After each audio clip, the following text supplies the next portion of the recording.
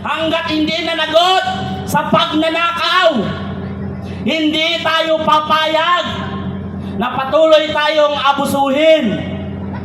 Kaya muli, sa aming mga kasamahan, sa mga nanonood dyan, ano pang hinahantay ninyo?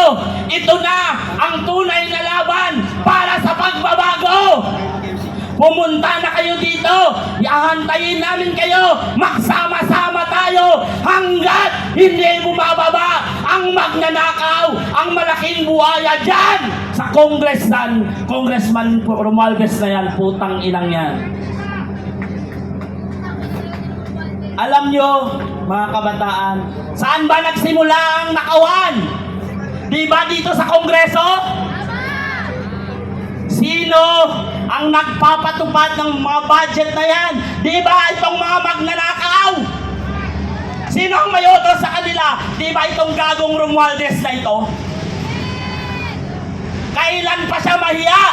Pero sa tingin ko, sa kapal ng mukha at balat ni Romualdez na yan, iwan ko lang, putang inang yan, dapat na lang damputin yan at panagutin.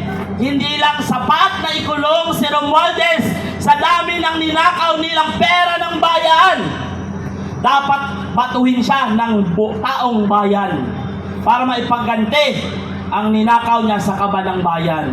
At mamaya po, mga kabataan, magsama-sama po muli tayo at hindi tulad ng sabi ko, sa mga ibang lugar, alam ko, marami ang gustong mag-travel dyan, pupunta dito, inaanyayahan po namin kayo, wala na po itong tigil. Maulan at maaraw, sama-sama tayo para makamit natin ang tunay na pagbabago. Ang tunay na pagbabago ay makamit natin pag nawala na ang magnanakaw, si Romualdez sa